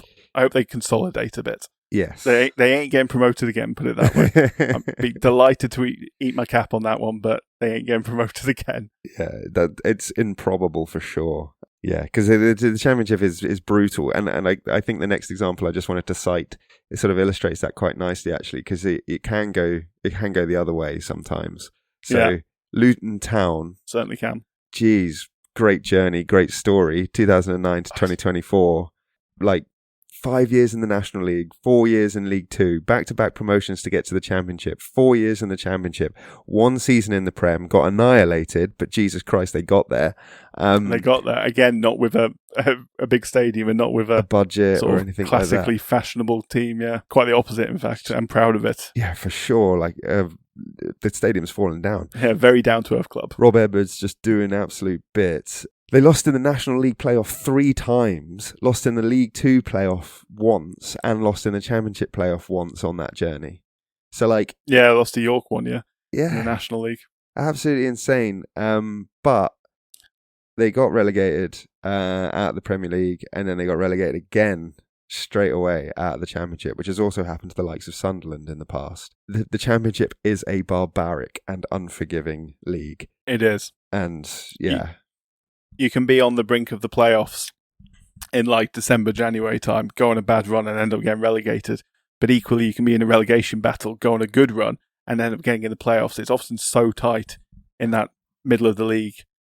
It is a very competitive league. It's a brilliant league. Yeah, it is. There's a reason it's one of the most watched leagues in Europe, and it's a reason it's about the 6th or 7th biggest league in Europe by most measures. It is an incredible league. Yeah, it is so good. I was going to say big shout out to our mutual friend John Barry for his persistence in supporting Luton Town for all this, because it has been a heck of a roller coaster for him and for all Luton Town fans. Yeah, I mean, hopefully they'll bounce back. You might think and not go down to the bottom like they've gone to the top. Well, no, like you don't want to fall like a stone, because then, as we've discussed, it becomes very difficult. And as they know through their experiences in the playoffs, it is very difficult. Yeah, but you might be thinking, you pair of fuckwits, you've been banging on about this pyramid, like, and you're giving us all these examples of these teams just yo-yoing up through the professional echelons. Well, hold your horses and relax, because AFC Wimbledon are your team.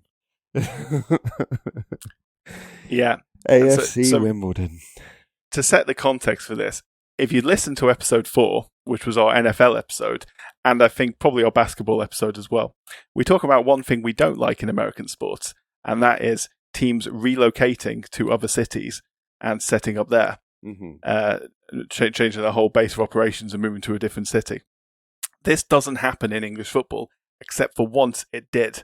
Ben, you want to take the story away? Yeah, so Wimbledon, who were a very well-established side with a huge following. I say huge, not in the context of sort of like the Liverpools and Man Uniteds of this world, but a very well-supported team. A bit like Crystal Palace, I would say. Yeah, they're almost like a cult team. Yes. Almost. So they won the FA Cup in 1988, famously, beat Liverpool in the final.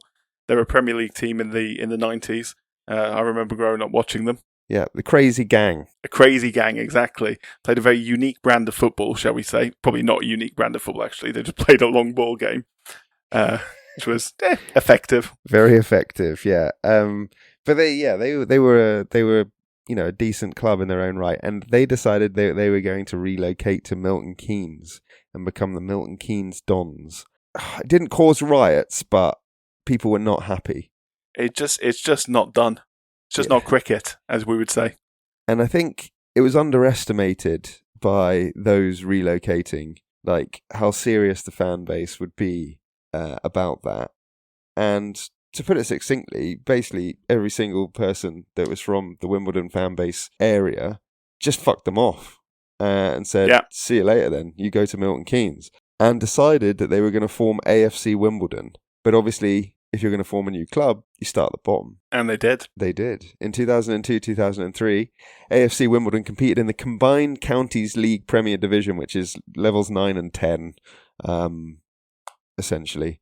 And then, right at the bottom. Yeah, and then until 2004-2005, that's the league they stayed in, until they were promoted to the Isthmian League First Division, which is level 8.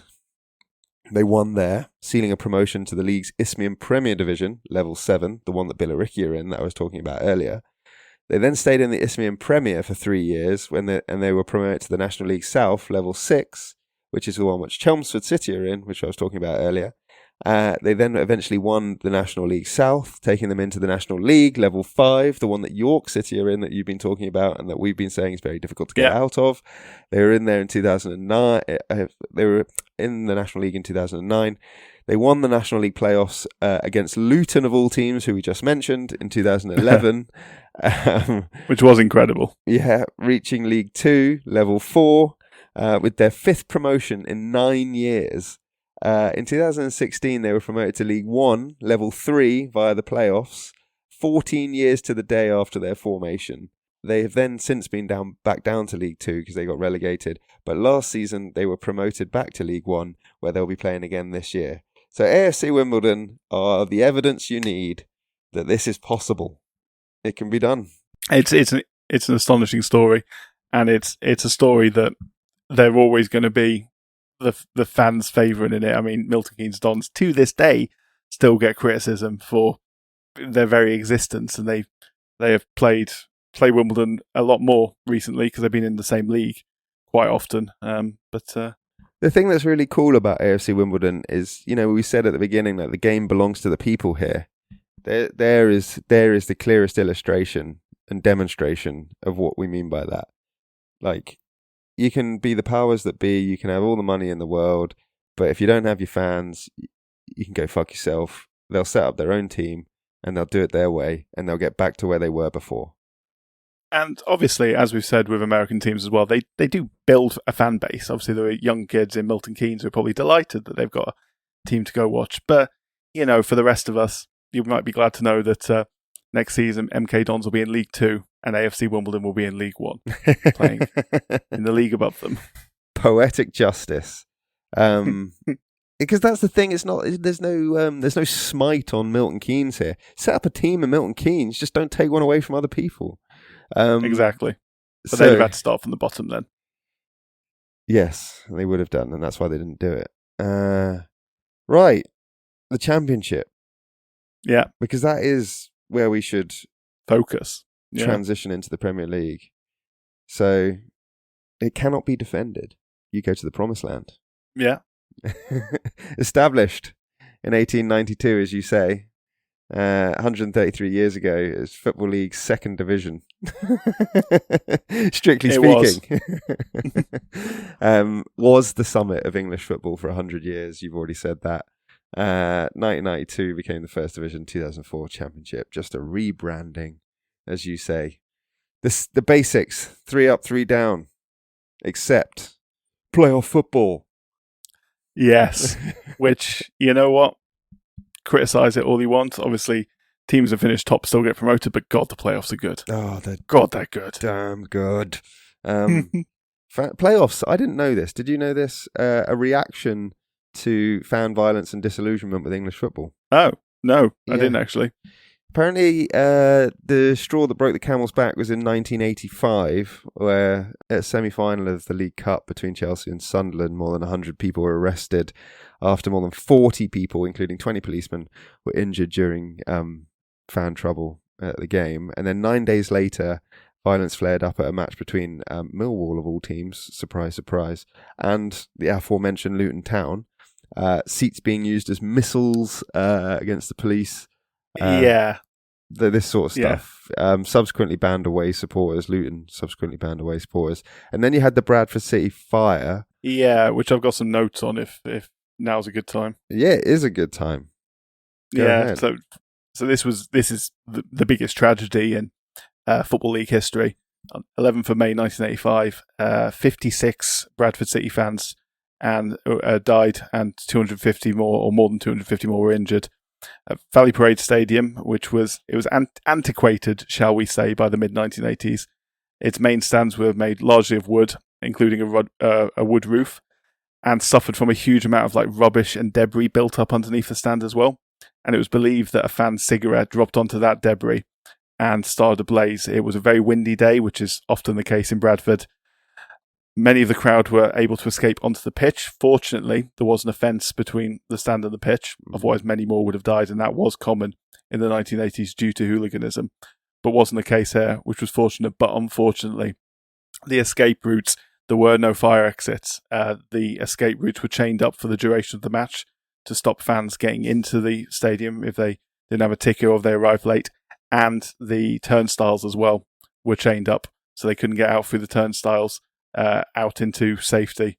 So fans who chose those routes to exit, unfortunately, were caught in the fire, many of whom losing their lives and many of whom receiving very bad burns, obviously, as a result, which led to there's a big link now between Bradford City Football Club and the Bradford Burns Unit. Forgive me if I get the name of that wrong, who obviously did a lot of work in the aftermath of that to help survivors.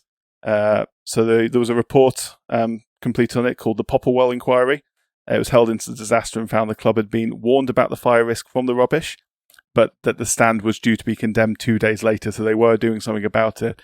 Just the timing was horrible in this case. But the unforgivable thing is obviously the lack of safety routes, which led to a lot of changes in football and in the United Kingdom generally, to make sure that fire exits were always available.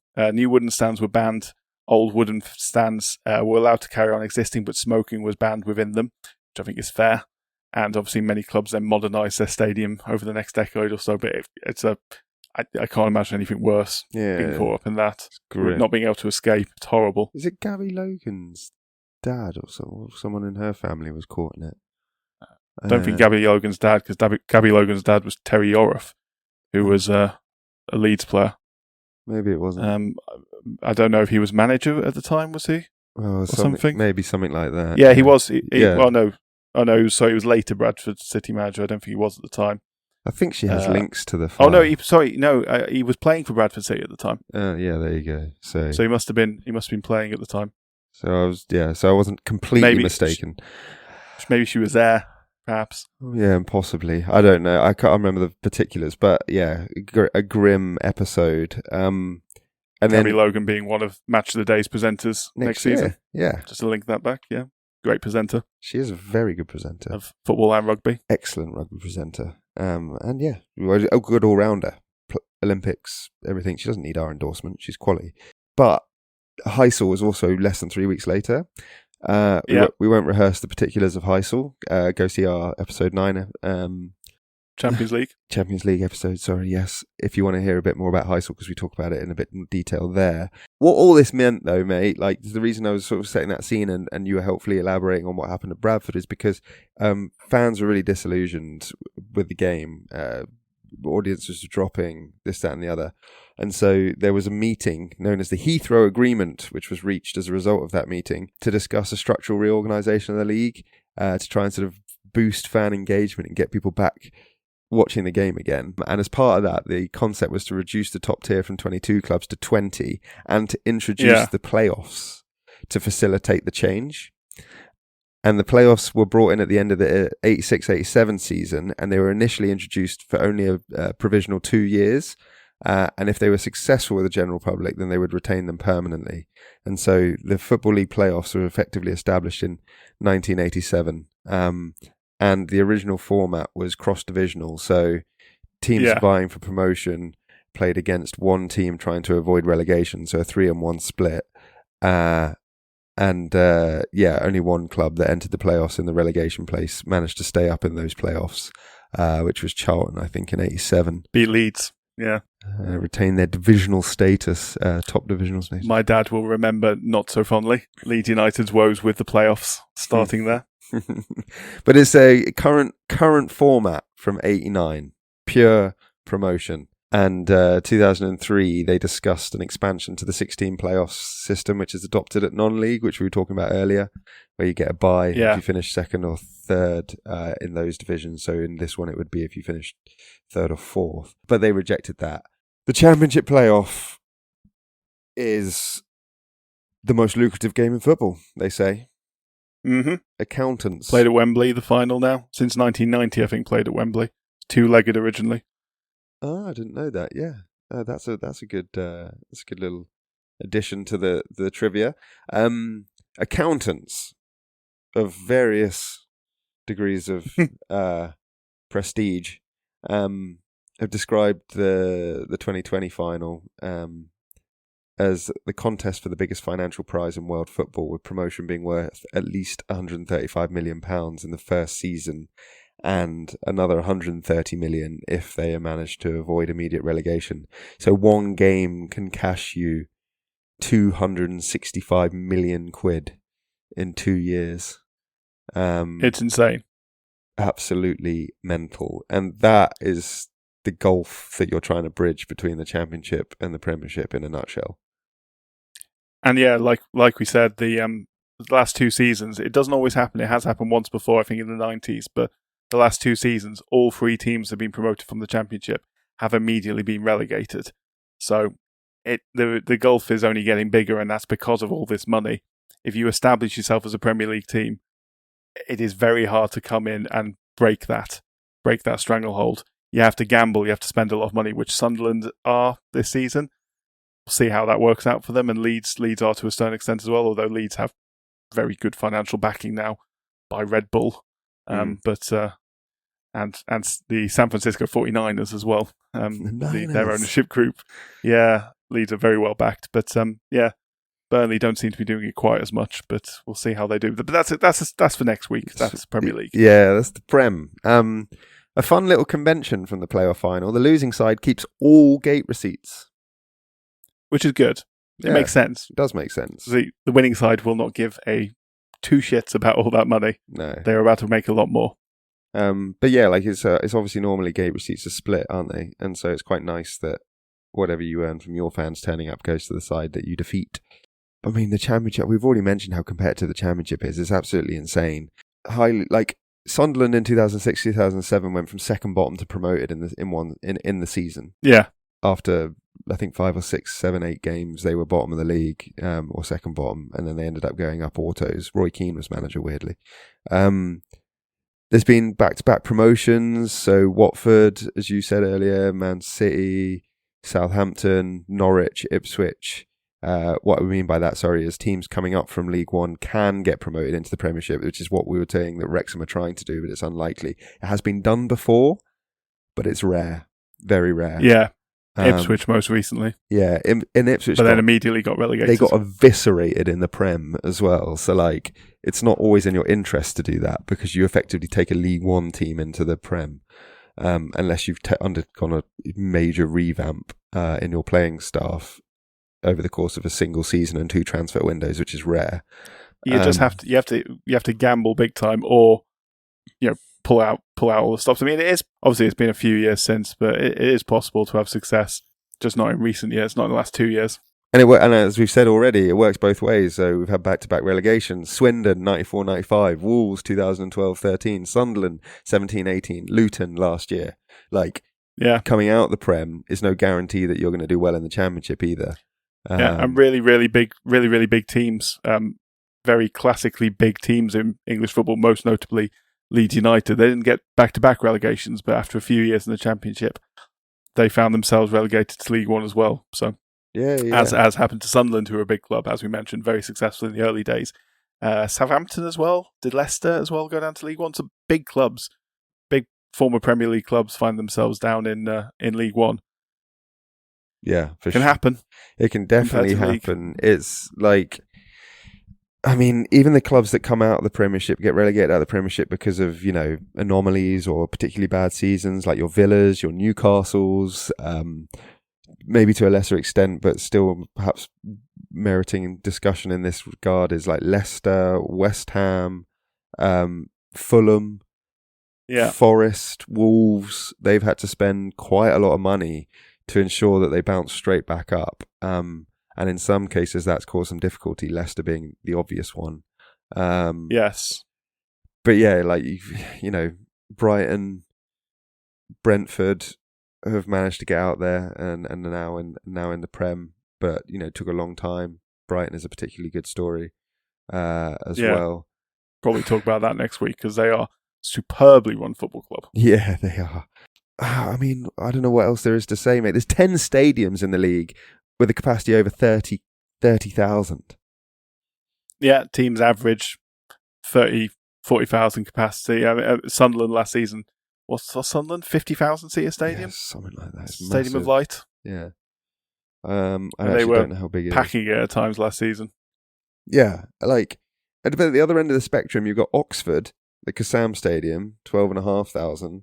And this season you'll also have Wrexham's racecourse ground, which is also, pretty small.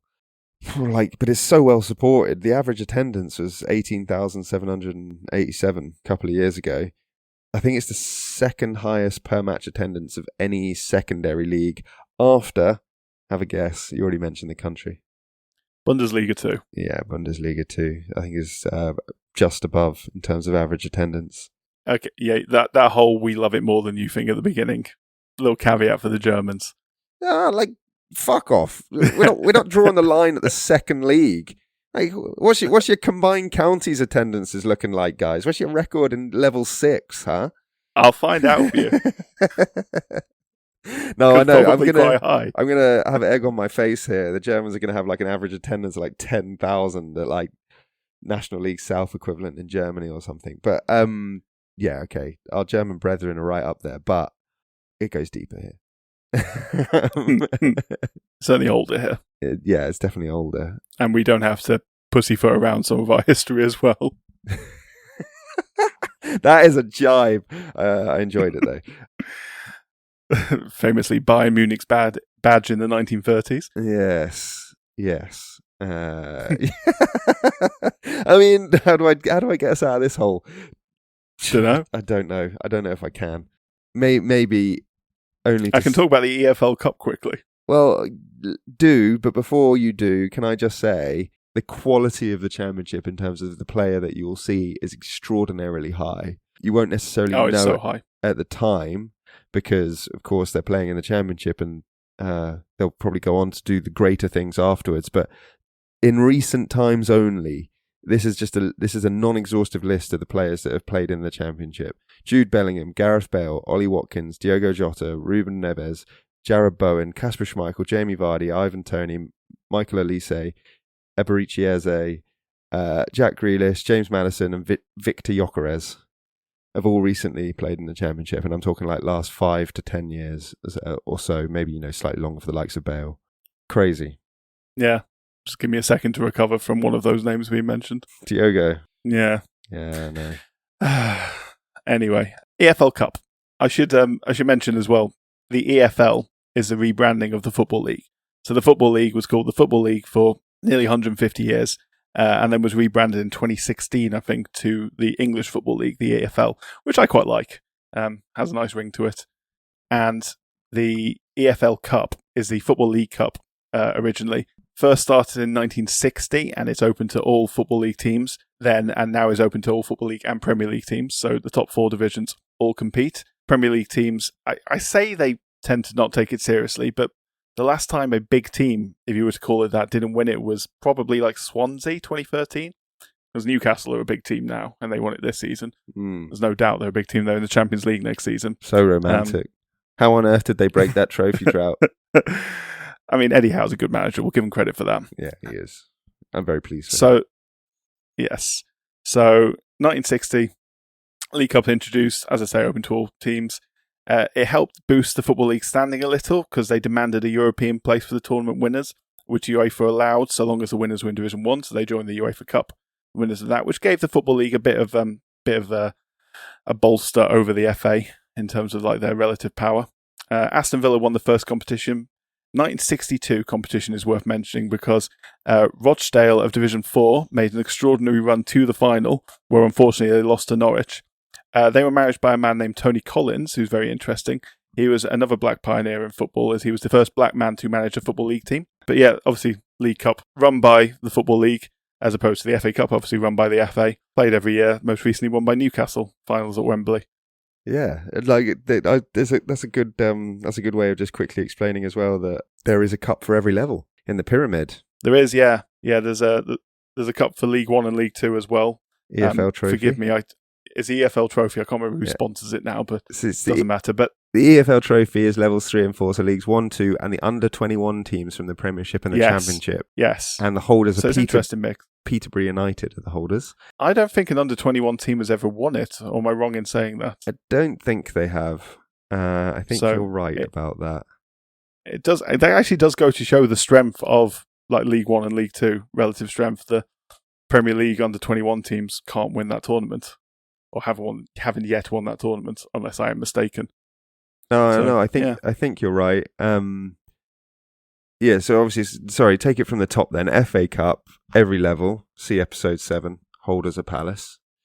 Yeah. You've just told us the EFL Cup, EFL Trophy we just discussed. FA Trophy, levels 5 to 8, non-league basically. Holders, Aldershot Town. Nice. The FA Vase. York have won that in the past. Have they? Oh, nice. Yeah. FA Vase quite recently is levels 9 to 10, amateur, holders, Whitstable Town. And then love to see it. You've got the FA Interleague Cup. Who knows what the fuck that is? Don't know who the holders are. Don't care. That is very low level, and it's you'd have a representative from certain leagues going into it. So I presume like league winners or something. And then you have the National League Cup, which is level 5. And that is the National League plus the under-21s. And you were just saying about the under-21s. The current holders are Leeds United's under-21s. I knew that, yeah. Which serves to illustrate that under-21s at Premier League level and Championship level are probably about the same as National League level. Yeah. Give or take. Yeah, and then once you get to level 11, you have local FA Cups. So the North Riding Cup in my area, which obviously teams from around here will compete to at all age groups, all the way down, which is good. Indeed. Yeah. I only have one more thing I'd like to talk about, and we are running out of time. So I don't know if there's anything else you want to say. The only thing I wanted to do is give you a very fun story from a very low level to illustrate the beauty of the pyramid. Is it? But I will do. Is it a fun story to end the episode on? Because I'll let you do that. Yeah. Okay. Yeah. It's very lighthearted.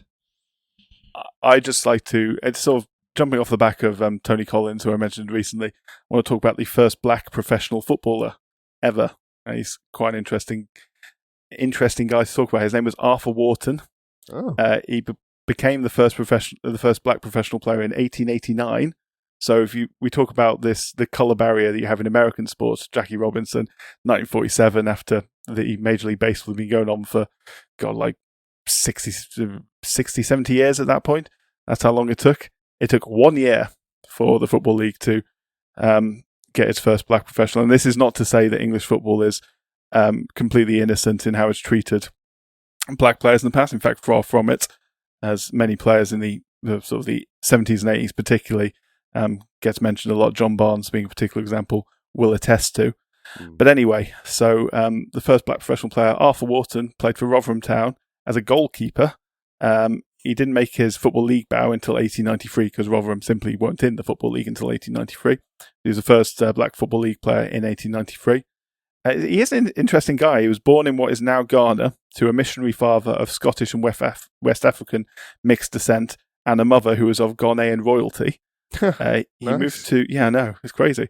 He moved to England at age 19 to train as a missionary, but quickly abandoned that when he realised he was actually really, really good at sport. He equalled... You know, this God stuff. Fuck that. I'm playing some ball. God-given talent, eh? God gave him this ability as far as he's concerned. Yeah, true. Might as well pursue it. That is a very convenient argument to run to a missionary father. he equalled, and this surprised me because he was a goalkeeper. He equalled the 100-yard sprint amateur world record. Whoa. He must have been quick off his line as a goalkeeper. Yes. Why is he not playing on the right wing? I know. Or he left, did actually. If he's left later in his career, he did dabble as a winger, but goalkeeper. He must have been good. Just gassing fullbacks. Yeah. Sorry. He cycled. He played cricket to a good level as well, but obviously goalkeeping was his strength. He played for the dominant Preston North End team of the 1880s, but he left just before their invincible season. He had a short and very unpleasant spell in what the team that became the team that became Sheffield Wednesday. Oh. He wasn't very. He made some mistakes in a match and then got a lot of abuse from the fans, unfortunately, there. So he joined Rotherham in 1889. And later he joined Sheffield United, where he was the understudy goalkeeper to the legendary William Fatty Fook. So I don't know if you've heard of him. I haven't, but that's a great name. A large man, shall we say, who also played, who was actually a brilliant goalkeeper and also played first-class cricket as well, don't you know? Unfortunately, Arthur Wharton did have a tough retirement, as many footballers did at this time. Obviously, not much earnings during football, so he had to go back and he had to work down the coal mines. Later in his life, he developed an alcohol problem. He died at the age of 67, and he was buried in a pauper's grave. However, 67 years later, in 1997, anti-racism campaign group Football Unites Racism Divides campaigned for him to have a headstone put up, and they were successful. So there was a headstone placed at his place of burial. He was inducted into the English Football Hall of Fame in 2003, and there were statues of him present at both the England training base at St George's Park and the FIFA headquarters in Zurich, honouring his status as likely the first ever professional footballer of African origin, the first black professional footballer. Yeah, that's interesting. That's a really cool story. It's really nice. Like, I'm sure we are telling it in terms that were nicer than some of his experiences that you alluded to there. But sadly, yeah. But obviously, like, it's nice to recognise it and tell that story. Yeah, that's a cool one, mate. I like that. Shall I end it with sort of where we began?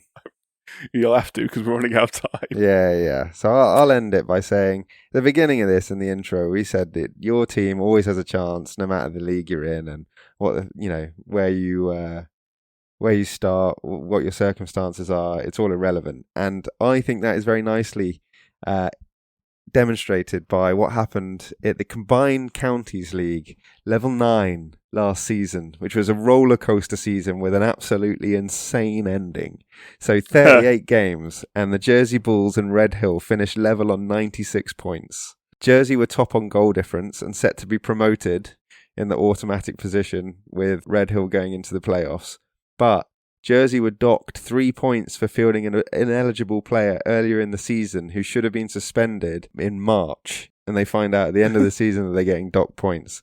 So they then go 3 points below Red Hill. So now Red Hill, second place Red Hill, they're set for the title, despite the fact that they finished below the Channel Islands side. However, they get deducted 3 points for serving an ineligible player at the end of the season.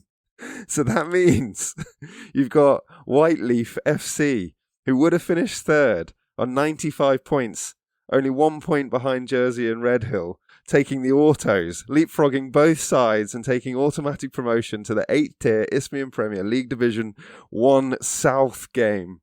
League, level 8. And this resulted in the promotion playoff for Red Hill against Cobham, which they lost. Oh.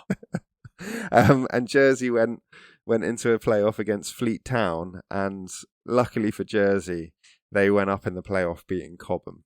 But Red Hill stay in the Combined Counties League. So Red Hill, keep your chins up. There's always next year.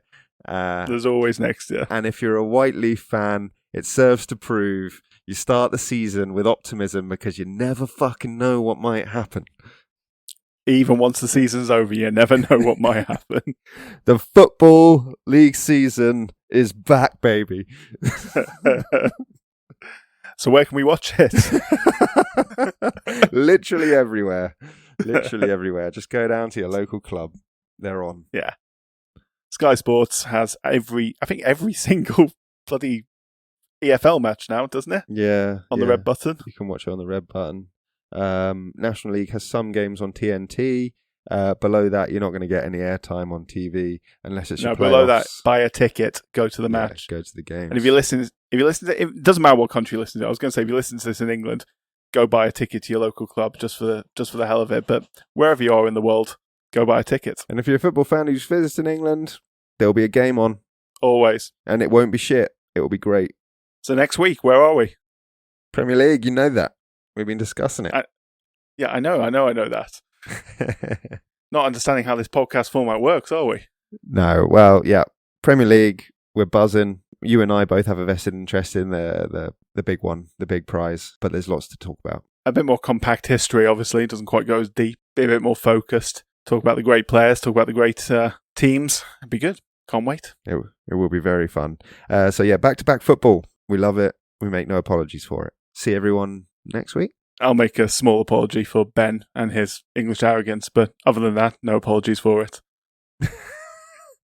Well, I am unapologetic, unashamedly so. Famously, you got to listen to what I'm saying, not hear what you think I'm saying. But yeah, all right, mate. Well, let's leave it there then. And yeah, excited to talk about next week's topic when it comes. It couldn't be more in our wheelhouse, so looking forward to it. All right. Cool. Au revoir. Right. Goodbye. So long. Farewell. Auf Wiedersehen. Laters. Bye-bye. Once again, thank you for listening to the Sporting Almanac podcast. We may have recorded this episode before the Euros final, but this outro is all about Chloe Kelly, Hannah Hampton and the Lionesses. That was pretty special. If you enjoyed this episode even a fraction as much as we enjoyed that, then please a like, a subscribe, a rate or a comment would be amazing. But please do tell your friends first and foremost. Our theme tune is Oh Yeah by Harmony Productions. You can find us on Instagram and Blue Sky at The Sporting Almanac, or drop us an email at thesportingalmanacpodcast@gmail.com. Next up, it's the Premier League wheelhouse, baby. Until then, stay curious. No matter how much you think your nation loves it, sport is always nothing without the history that makes it. Goodbye.